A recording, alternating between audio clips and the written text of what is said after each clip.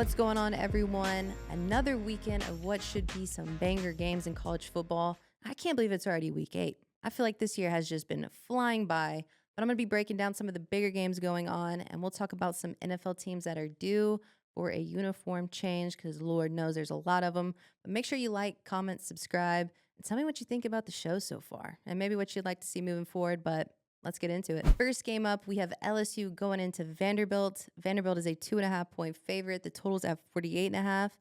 Pretty shocked Vanderbilt opened up as a favorite. But I guess it makes sense since they are at home, so it's basically a pick 'em.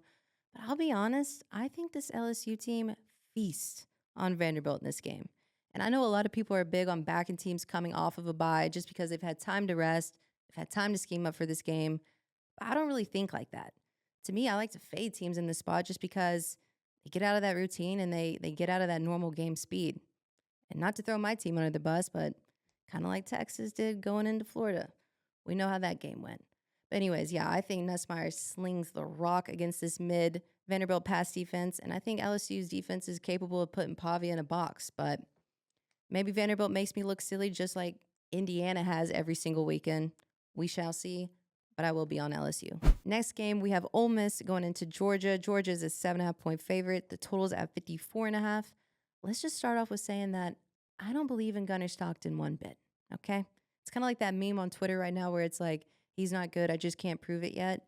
That's kind of how I feel about Gunnar Stockton.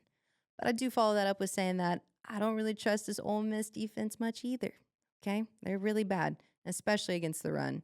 But you know who I do trust? Lane Kiffin.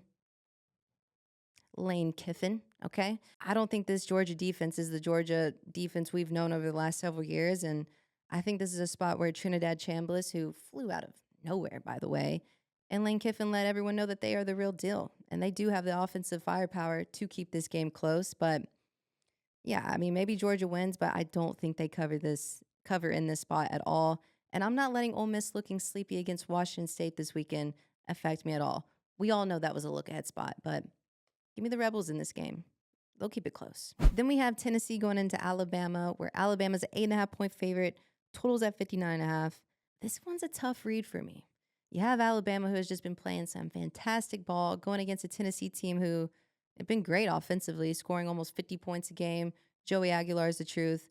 They definitely have some struggles defensively. I want to trust this Bama team just because they've made the plays when needed to and just they figure out how to squeak. They do. Ty Simpson, again, he is that guy. But the thing about this Alabama team is I don't know if they're necessarily a team who's going to blow out a team like Tennessee. I say blow out, but win by 9 or more points. Overall, Tennessee can score fast. Bama's probably going to want to slow it down.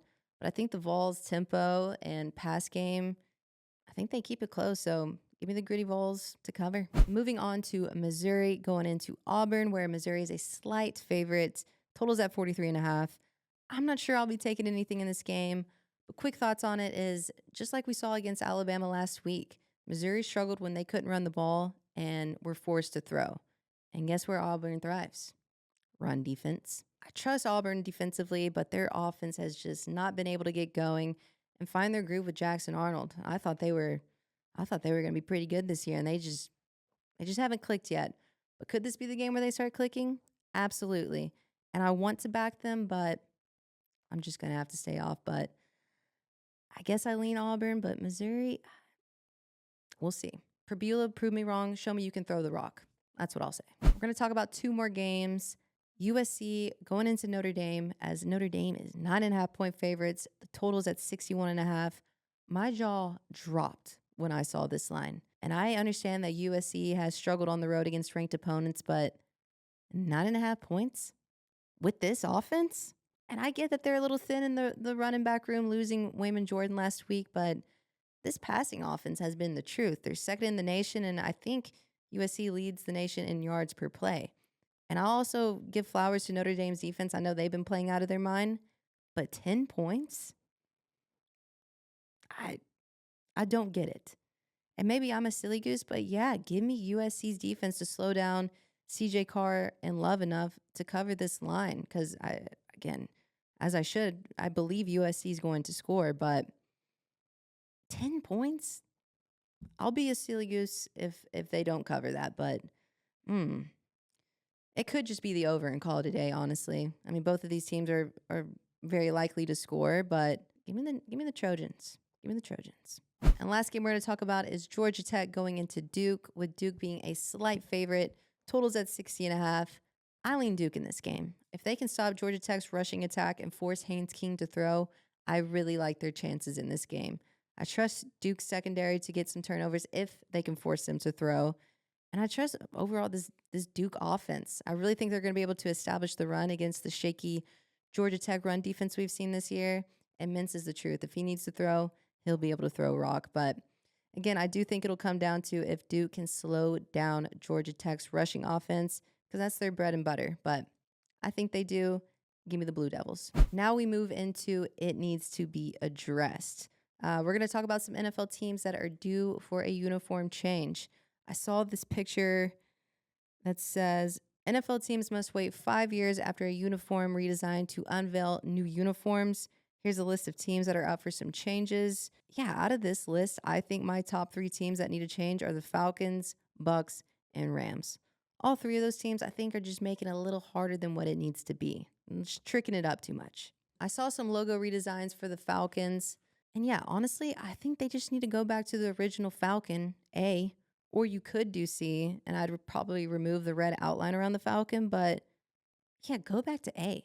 And honestly, the uniforms they wore last Monday Night Football, that's the concept they should go with. I mean, those were freaking sweet and should absolutely just make those their primaries. Now, the Rams, they've got to get rid of the gradient numbers. I saw this uniform concept on X, and I think it's that simple.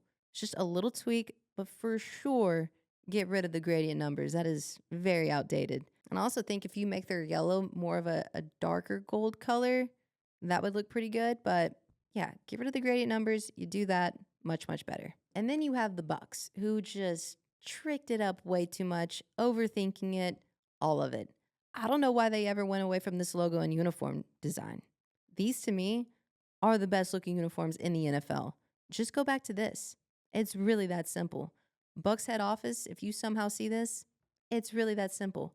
Go back to the creamsicles. We're going to end today's episode with a little heart to heart. And my goal with this is just hopefully someone out there listening, this message helps you out a little bit. Maybe you needed to hear this, but today's message is starting before you feel ready.